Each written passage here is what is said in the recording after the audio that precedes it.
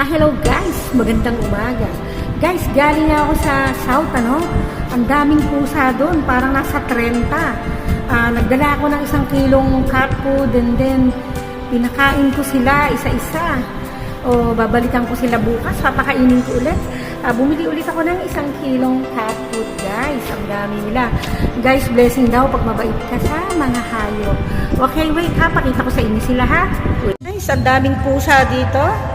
Ang daming pusang ligaw. Eto sila guys. Dinalan ko sila ng food kasi walang amo sila, walang nagpapakain sa kanila guys. Yan guys, ang dami nila guys oh.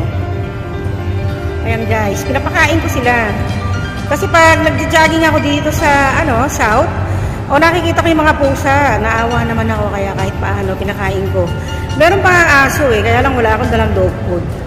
Ayan guys, cat food. Ang dami pala rito, nakakawa yung mga pusa guys. Yan.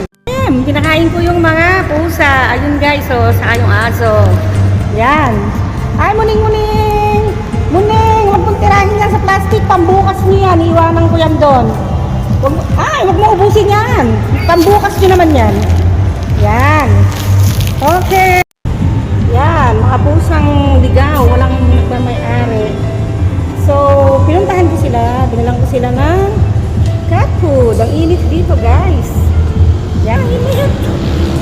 Dito ako sa lilim. Ayan, guys. Yan.